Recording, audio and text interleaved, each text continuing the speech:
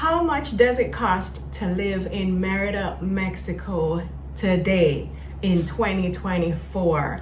Welcome to the much awaited cost of living video. Who did I wait for it? Me. I've been wanting to redo this video forever, but I had to wait until the House Hunters episode aired because the price that I'm paying for rent right now is not the price that they showed in the episode. I'll talk a little bit more about that when we get to the rent part, but let's dive into this video. Hi guys, my name is Monique and this is the Traveling Jamaican. We are currently living in Merida, Mexico, me and my teenage daughter. And in this video, I'm gonna break down all of my costs, what it costs me to live here in Merida now in 2024. So yeah, I do have a video discussing this very topic on this channel already. It's from when we just got here in 2022. Things and times have changed. The money gone up. At that time, it was a family of 4. So now it's just me and Munchkin. So I wanted to take a look at what it's costing us right now to live in Merida. And our lifestyle is also completely different from what it was 2 years ago when we have more money. So this is going to be a very scaled down video. A very scaled down lifestyle is what we're living right now. I'm not depend nothing right now. So how much is it gonna cost you to live here in Merida on a very small budget is what we're looking at. So I have my handy dandy notebook because I'm using my phone to record, so I can calculate while I talk and my earring drop out. Let me put in back my ears. You see how big these earrings are? I just wear these earrings for the videos. So I'm just kind of catch it in my ears because I don't know where else I'd wear these earrings to. But the cost of living here in Merida, people keep saying more and more and more and more that the cost is going up. And I have to agree. The price, yesterday's price isn't today's price, and that is not a good thing.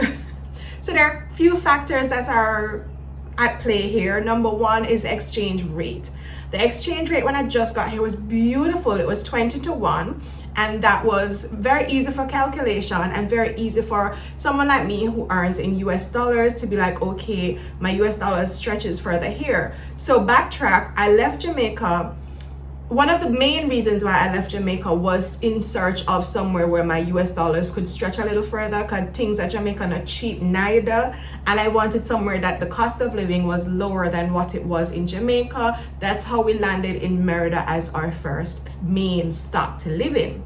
Cool. So at the time in that video when I calculated how much it cost for us to live in Merida, as a family of 4, it came out to $2,500.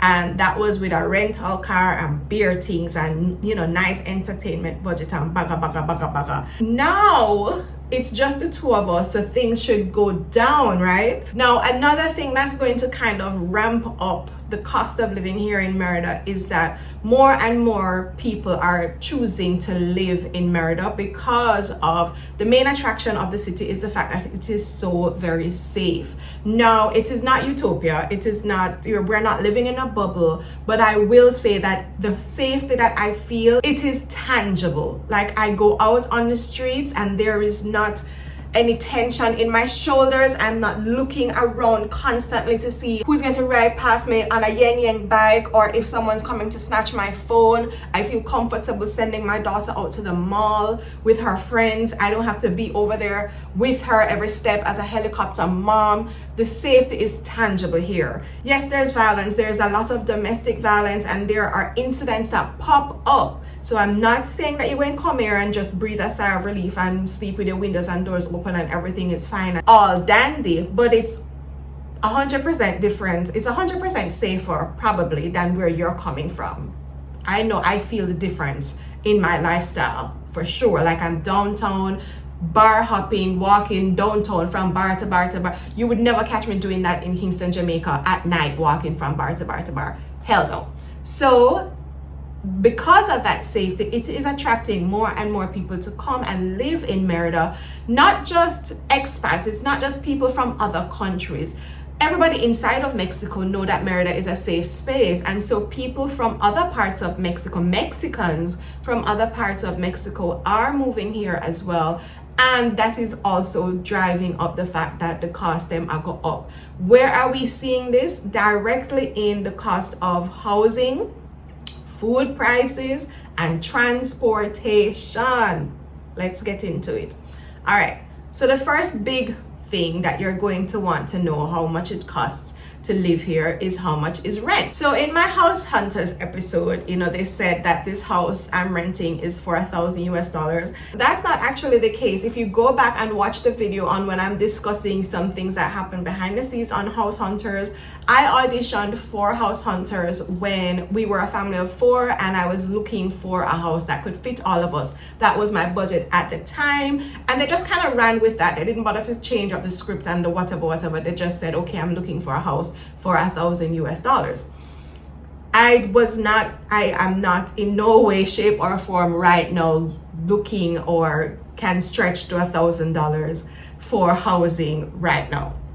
The cost of this actual townhouse that I'm living in, when I just moved in, it was actually around maybe 640 US because of the exchange rate. So it is 11,500 pesos, which is great, which is a steal. Yes, I could. Everybody will come in the comments and say you could still get cheaper housing in Merida. I know that. I've been living here for 2 years now. And that's why I wanted to do this video again, even though I did one before, because the fact that I'm living here for 2 years now means that I know how to get around certain gringo taxes and, finesse. I'm still not, but I have more knowledge and wisdom than when I just landed, for sure, because that first place that I was renting for $1,000 US, more than never do that again, and I wouldn't advise anyone. But you're brand new, you don't know what you don't know. So this place that I'm in is for 11,500 pesos, which when I just moved in, that was around $640 US at the time, because the exchange rate was not exchanging, it was not doing nothing. But now it is under $600 US, and I am so happy for that, because every penny counts, every mickle make a muckle, as we would say in Jamaica. One cocoa full basket. The house that I'm in is a townhouse. It is an attached duplex townhouse situation, one string of house all attached to each other, but it's 2 stories. I have 2 bedrooms, 2.5 bathrooms. Love it. Whole heap of space for a little bit of money. So I actually really like that rent price. I would stay here if I were staying in Mexico long term, with a few adjustments. Like, Mexico has a bug issue, we know that. I have put air strips and weather strips and all kind of strips on my doors and everything to try and keep out spiders and cockroach and lizard and all kind of things. Somehow they still find a way to get into my house.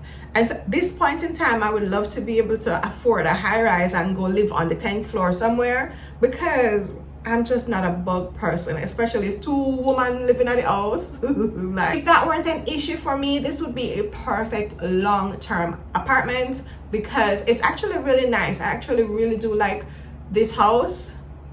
That's a lie. I would change a lot about the kitchen. So in the kitchen that I am in right now, and you can let me know if you guys want me to do like a house tour of where I am now to show you, because on House Hunters they really didn't show you much of the house. The kitchen counters are very low, they're very short, and I get it, because people in the Yucatan are of a shorter stature, especially the Mayan people. They're very short. Like, there will be people who are in 6-inch wedge heels and I'm looking straight over their head, like not even trying, like just clear over their head. They're very short here. And so I get it that the countertops are very low.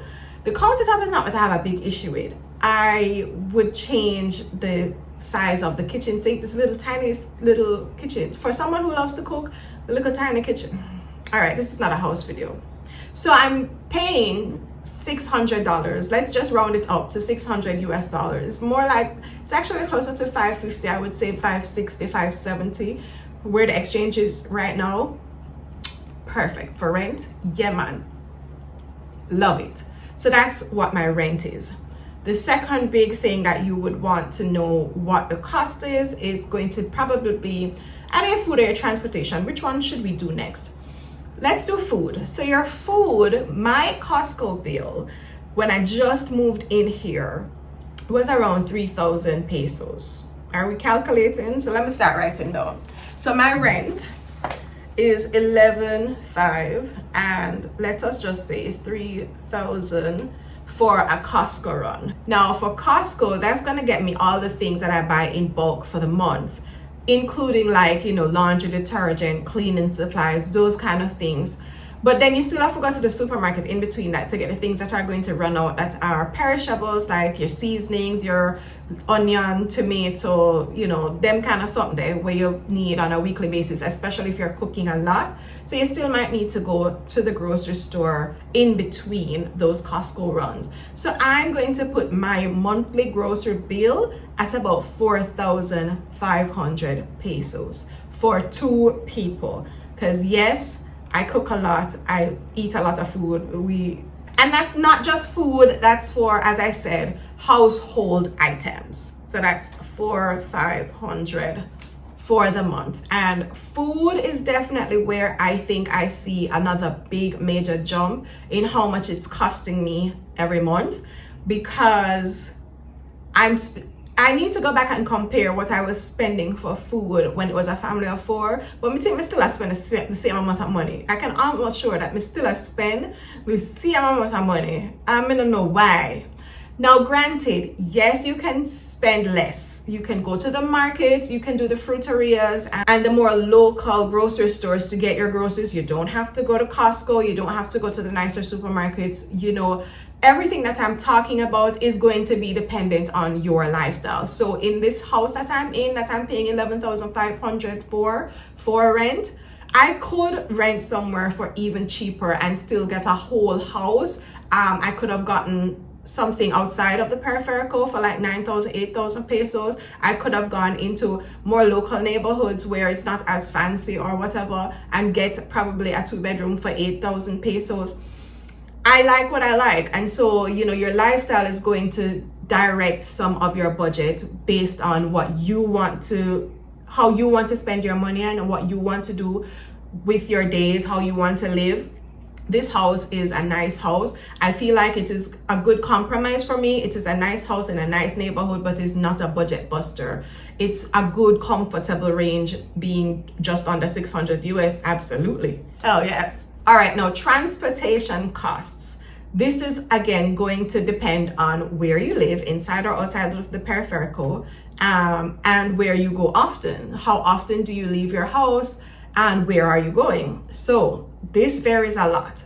For me, if you do not have a car and you're inside the peripheral, then most of your trips are going to be less than $5, honestly. Even if because I'm in the north right now, if I have to go down to central, that's going to probably be the biggest cost. It's still going to cost me maybe $6, $7, depending on the time of day and, you know, whatever else Uber wants to put on their surcharges. So that is going to, and then of course now it depends on how often you're going. So I'm definitely not going down into Central a lot. Although there is a language exchange group that I would love to go. They meet up every Wednesday. I would love to start going to that. So if I start going to Central once a week at least, then I'd have to factor that into my budget. If I go outside of the peripheral a lot, or if you live outside of the peripheral and you have to come into Merida a lot, that's going to affect your budget.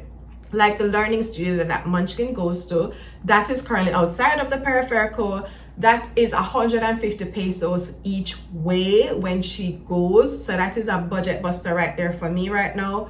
Had to figure something else out, because if you calculate 300 pesos 4 days a week, that's a lot of money for me. That was 1,200 pesos, which is $60 per week on just transportation alone to get her. That was a lot of money. So transportation is a variable. It's going to depend on what your lifestyle is, where you're going, what time of day you're, especially if you don't have a car and you're using Uber, what time of day. If you have a car and you want to rental car prices rival house rent. No joke. It is costly to rent a car in Merida. The cheapest I have seen rental car prices for the month are maybe $800 US. And then you have to buy gas and everything else. So so I'm just saying, like, if that's what you want to do, know that it's gonna cost you at least $800 to rent a car here in Merida on average. Maybe you can snag a deal. I know one person right now who's paying $500 for her rental. She admits that she knows she snagged a deal. And that's a deal, $500. So that's just something to consider. But you can get around, especially if you live inside the peripheral. You don't really need a car. It's obviously very convenient, especially if you want to go from stop to stop to stop. You're going to the gym and then you want to go to the supermarket after. It's going to be much more convenient if you do have a car, but it's not a need, especially if you live inside the peripheral. I did calculate, so what I'm going to do is to just put down a figure here for my lifestyle and how often I come out of my house. And I did calculate that just on Uber fees alone, without Munchkin's transportation costs from school back and forth, because that is a separate cost that maybe you do not have. I would say I spend around 4,000 pesos on just Uber fees alone to get to social gatherings or whatever the case may be per month. So that's about $200 right there. All right, what else are you spending money on? You need internet in your house. My internet bill right now is 816 pesos, and that's because I broke up the installation fee over a 6-month period. So I think they're tacking on 300 pesos extra every month to cover the installation fee until I finish pay it off. It will go down to, I think, 550 pesos after that. There are some promotions that I have every now and then where you can not pay the installation fee. So I don't know how you want to look at that. If you want to write down just 500 and something dollars, let's do that, because your installation fee is going to be a one-off payment. So let's write down for internet at home, it is 550 pesos. Now you need internet when you leave the house because you don't want to have, connectivity issues, Ubers, and you need connectivity. So I pay 300 pesos for my phone plan, I believe so, and it gives me 4 gigs per month. I run out every month, so I probably need to up that to I think they have a plan. I think the most expensive plan that they have is 500 pesos per month. I think I need to up it to the 400 pesos plan for myself. Maybe you don't need that much. I'm a content creator, so I'm always out trying to get content when I'm out on the road. And then of course I have to buy a plan for Munchkin as well, because if she's out and I'm not there, she needs connectivity. I need to be able to track her phone. She needs to be able to communicate with me. So that's 400 times 2, ciao. So I'm just gonna write down the cost for my plan. So let's say phone plan, let's say 400 pesos, because that's the plan that I really need. So that's $20 right there. How did I skip over the big one, your electricity bill? Ciao. When I just moved, I haven't had a period where I've been in this particular house yet for the entire 2-month period, because in Mexico, your electricity bill comes every 2 months. Same with your water bill. So I haven't had a period where I've been in the house for 2 months yet and consuming electricity, because when I just moved in, it was in the middle of the cycle, and then I went to Jamaica for 6 weeks. So that was again. So my first electricity bill though, because I moved into this house in April, and April is devil's balls hot. So we were using that AC, child. Me and Munchkin, the AC was using. And that first bill was 2,600 pesos, which is good, because in the first house that I had, my electricity bill came to 4,000 pesos. I'm the one ball. 2,600, that's about $130 for a 2-month period, but that was for a 6-week period, because as I said, we weren't in the house for the entire 8-week period that the bill would have ran for. So I'm guessing that the highest my bill would ever come to here is, somebody did the math, but it's gonna be around 3,000 something pesos, 3,246, something there. So I'm hoping that even in the hottest of months, I will never pay 4,000 pesos again for electricity bill. Now your electricity, I've said this before, varies depending on where in the city you are. That's absolutely true, because when I was outside of the peripheral, even the landlord told me, because there was no AC in the living room of that house when we were outside of the peripheral, he said to run the ACs in the bedroom and leave the door open so it would cool down the entire house. Don't worry about it, we're in the cheap zone. That bill came for 400 pesos. That's $20. $20 for 2 months. So your electricity definitely goes with what part of the city you're in. Them give you uptown tax. Let's just call it that. There is such a thing as an uptown tax depending on where you live. Because I know that first house that we had that we were paying 20,000 pesos for per month. Oh yes, honey. They were like, oh, you can afford this rent? Here's your electricity bill. So in this house, I am kind of like uptown adjacent. I'm not too uptown, but I'm near enough. Like I can walk. There's a Walmart close to me that's 12-minute walk away, and I think I'll do my next video kind of showing you the neighborhood now that I've done the big reveal of where I live. I'll probably do a video on why I chose this house. The neighborhood was a big help for that because, as I said, I'm uptown adjacent, and so I'm getting the perks of uptown, but the light bill here so far has been very manageable. Like when I just came back from Jamaica, our light bill was only 900 pesos, which is about $45. Hallelujah. Because as I said, me and Munchkin, we both use our AC a lot. Like right now, it's kind of cool. It's even overcast outside, but I have to be using the AC because the fan in here is very loud. I wouldn't have been able to create this video. So I'm gonna put my my electricity bill at 2,500 pesos. In that period when we were in the house for 6 weeks and it came to 2,600, that was in the height of summer when the place hot. But that wouldn't be our average. I don't think it would have, even if we were in the house for the 8 weeks and it was over 3,000 pesos, I don't think that would be the average for the entire year, because around these times when it's starting to get nice and cool, I only use the AC at night. So I really do think if I stayed here, our average electricity bill would be 25, maybe even 2,000 pesos. So I'm gonna put 2,500 for electricity. And then water is nothing. Like my last water bill came to 77 pesos. It was nothing. So your water bill is not gonna be a lot.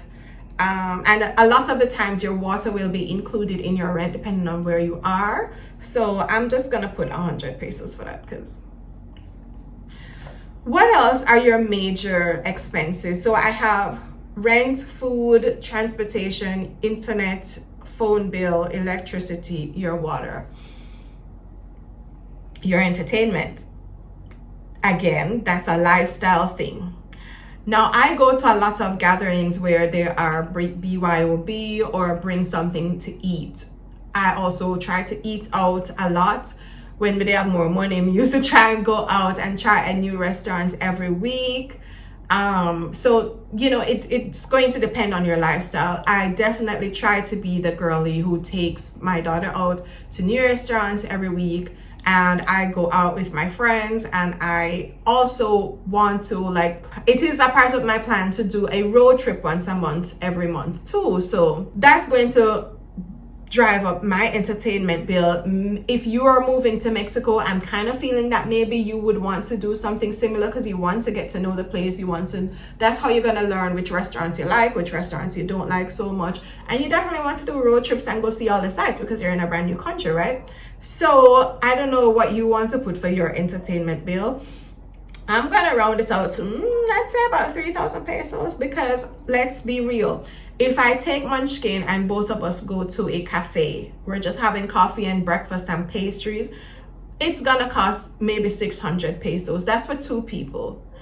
If I take her to a nicer restaurant, say we go to downtown and we go and eat, she go and eat some chicken pasta, more than likely. I'm gonna have steak, or I'm gonna have salmon, or whatever. It's gonna run me at least 800 pesos, maybe even more if I have a cocktail. So if I do that once per week, you can see that it's starting to add up there. But I said I would kind of have it and give you what it might cost for just one person, because at 800 pesos per week, that's already 3,600 pesos just going out once per week. And then I'm going to factor in a road trip every month. So let us just put entertainment at 4,000 pesos as a ballpark for one person. Now, you might want to factor in things like your medical expenses if you go often, or maybe things like your beauty treatments. So say you want to do a spa, or you want to go get your nails done, your feet done, get a facial, get a massage, whatever, are those things in your budget? And they're really not my budget right now, but I like my lashes cost, I think 500 pesos every refill or something like that, and that's once every 3 weeks. That's something that you would kind of have to figure out, how often are you doing these things and how much it costs you. I'm gonna bungle all of that up into beauty / medical, because you don't do medical things every single month. So let's just put that at maybe 1,500 pesos for the month as an average, because sometimes if you want to go to the dentist averages, depending if it's just a regular standard cleaning, it's about 600 pesos here, up to if you're doing other things, obviously it's more money. If you're going to the eye doctor, but you don't go to the dentist every single month, but you want to factor that into your budget. So I'm gonna average it off to, but maybe you want to do your toes every month. That's about 300 pesos every month. So let's just average it and say beauty treatments and medical treatments and bungle up, as we say in Jamaica, bungle it all up to maybe about 1,000 pesos to 1,500 pesos per month. Now, if you're a girly who does, the hair, the everything, you're doing it all, you're doing it up, you gonna want to put on will it more upon that, girl. But I'm just trying to do a very basic, get a mani-pedi. You might get a facial once in a while. You might do, you do your dentist, you go to the eye doctor, you might get blood work done, you might get skin tags removed, you might go to do your lashes, you might get a wax done, you might do laser treatments, you might get Botox, whatever. You will have to kind of do the research for that, see how much that's gonna average you. But I'm gonna put it at 1,500 monthly as an average on its own. Now I'm gonna put at 1,000, because some things come every month and some things come once every 6 months. So I think 1,000 is a good average. I didn't even put my beautiful paint and sips into my entertainment budget. You see what I'm saying? You see what I'm saying? And I put entertainment at 4,000. The paint and sip that I go to, it costs 900 pesos per month. It's a little treat. I adore the host, and I love to paint. I find it so very relaxing and so very meditative to just be there concentrating on that one task. So anytime I can afford it, I do love to go to my paint and sip. One of y'all need to take up my paint and sip bill for me so that I can go next month. There are some ways to support this channel down in the description box below. Somebody pay for me. I have not been able to go enough in a little while, and I need to put some more artwork up here on my wall. So one of y'all send me some $50 so I can go paint and sip this month, please. But that's not been in my budget for a little while now. But yeah. So that's what I'm saying. These beautiful experiences that come up every now and then, you want to have some wiggle room in your budget for those things when they pop up. My paint and sip, I love my paint and sip. I think that covers everything that you would have to pay on a monthly basis, right? Now, if you have a pet, you're going to want to factor in that. I hear the dog barking, so that is why I'm not a pet person. That would never be a part of my budget. But I think that's going to cover all of your basic monthlies: rent, food, transportation, home Wi-Fi, your phone plan, your electricity bill, your water bill, entertainment, and your beauty stuff. Am I missing anything? Now, I have a few other things that I pay for on a monthly basis for like my business, my Canva subscriptions. If you have a Netflix subscription, all of those other things are going to be in that budget. So there's a lot of miscellaneous activity in there that's kind of missing.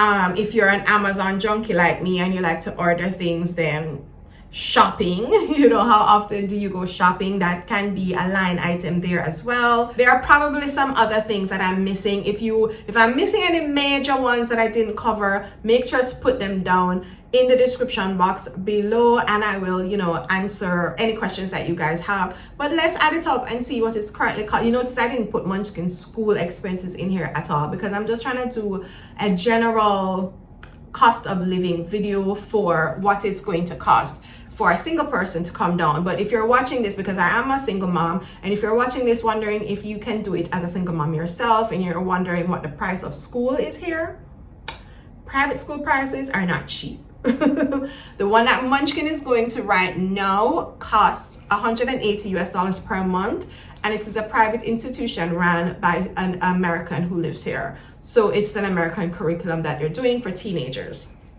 If you want your child to go to a private Mexican school, the cheapest I've seen, I think, started at $500 per month. No. I've seen one. I did actually sign her up for one that was $300 per month. But there were a lot of other additional fees that would have brought it up to $500 roughly per month. That's where I'm getting that 500 figure for. So just the school fee part alone, it was around $300 per month. But we know moms that when you done tack on the book and the this and the everything else pan it, yeah man, it was going around me about $500 per month. The swimming lessons and the this and the that, all the other things. So that's just an average that I'm throwing out there. I'm not gonna include it in this, but if you're a mama wondering how much it's gonna cost you to raise your babies in Mexico, then that's a rough idea on private school cost. Now you would want to do private over public, maybe based on the age of your child, and not because you will have to research the standard of private education versus public education for yourself.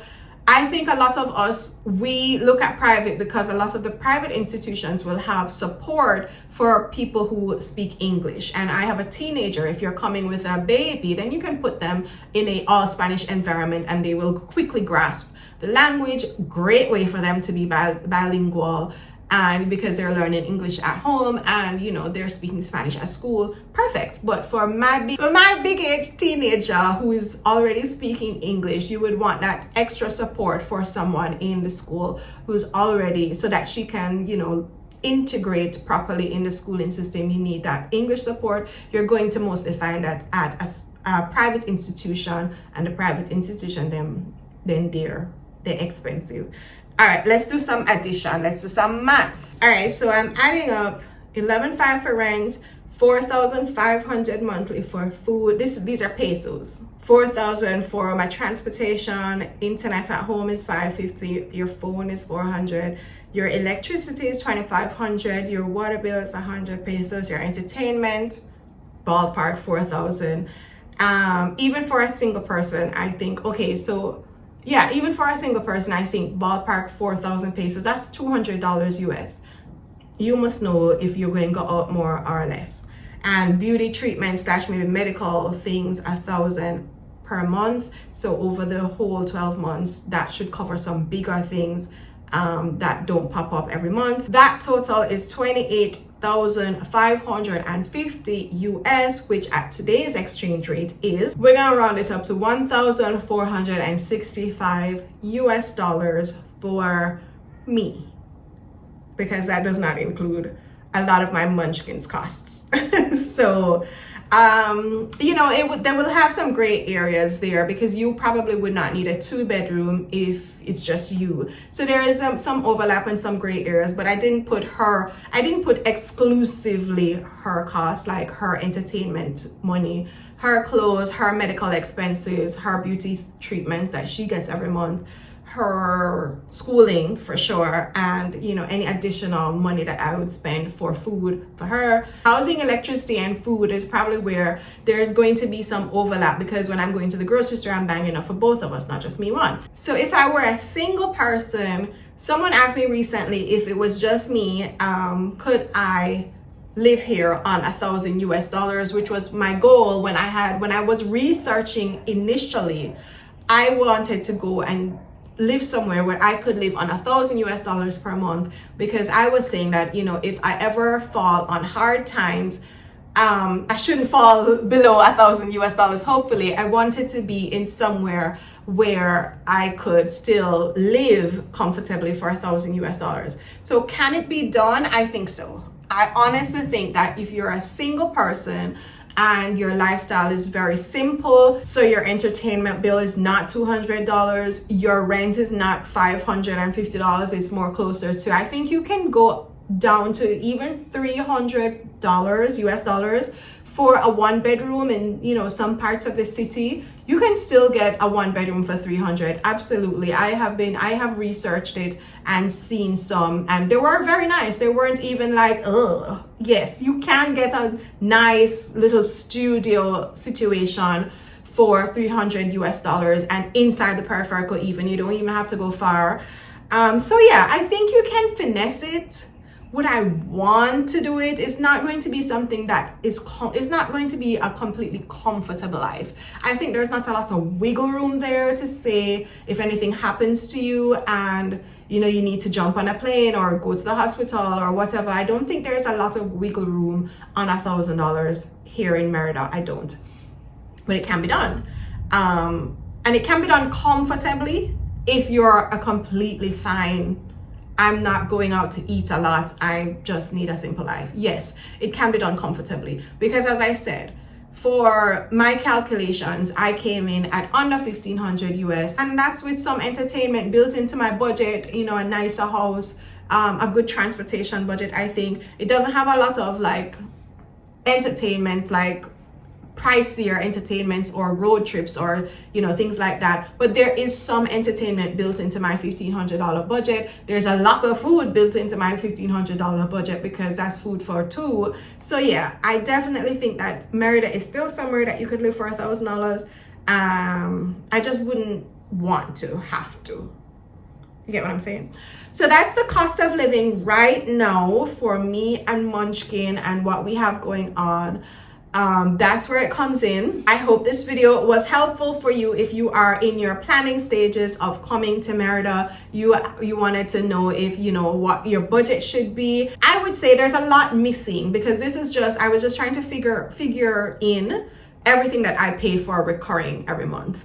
So even though this came in at $1,500, I would say put your budget to $2,000. Yes, you can, because things pop up every single month that you're just not accounting for, right? And then there are definitely things in there that I didn't account for that I do quite often. Like, I didn't even do my laundry. That needs to be in there, because that's something that I do every single month.